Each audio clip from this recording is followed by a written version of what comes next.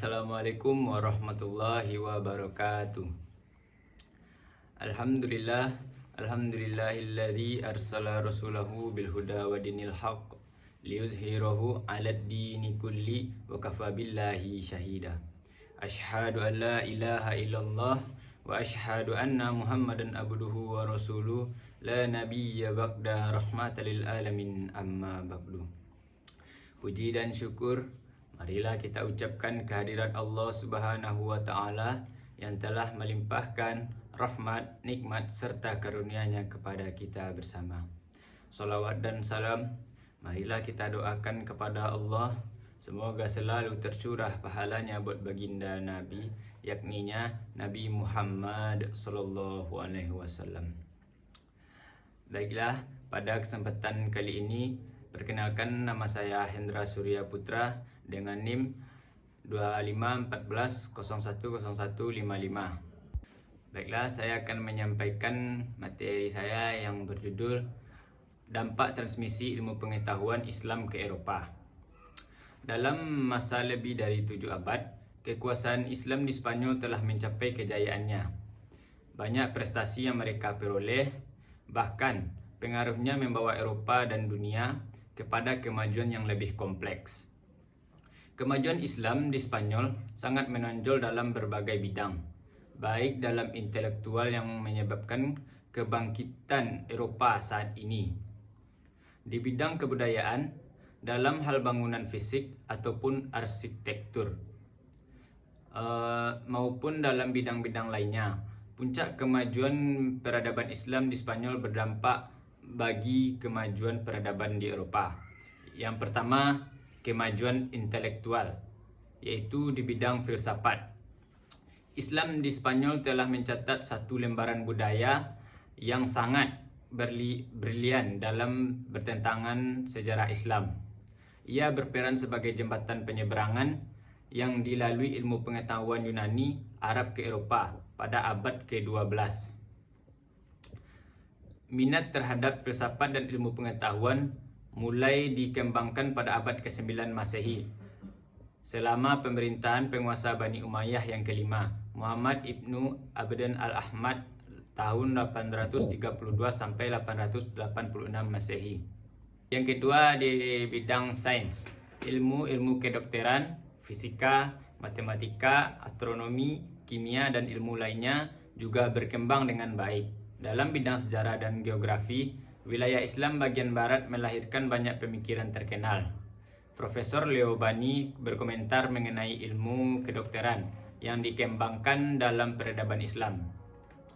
Ilmu kedokteran, falak, matematika, dan kimia dihitung sebagai cabang ilmu pengetahuan terpenting yang dikembangkan oleh para ilmuwan Arab.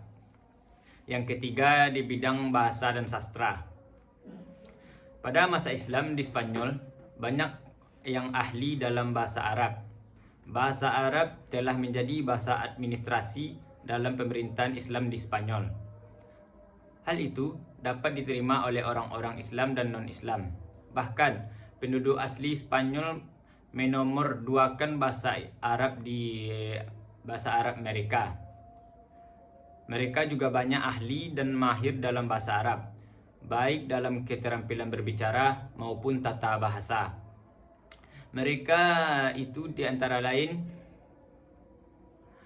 Ibnu Syaidih, Ibnu Malik, pengarang Alfiyah, Ibnu Kuruf, Ibnu Al-Hajj, dan lain-lainnya. Yang keempat, di bidang musik dan kesenian. Musik dan kesenian pada masa Islam di Spanyol sangat masyhur.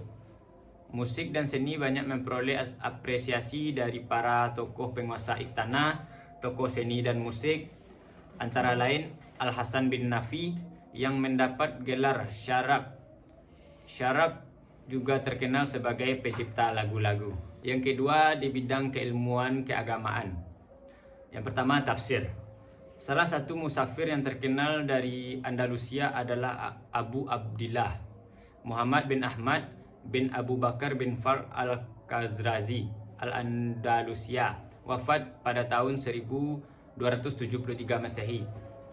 Adapun karyanya dalam bidang tafsir adalah Al-Quran, kitab tafsir yang terdiri dari 20 jilid ini dikenal dengan nama Tafsir Al-Qurtubi. Yang kedua, fikih. Dalam bidang fikih, Spanyol Islam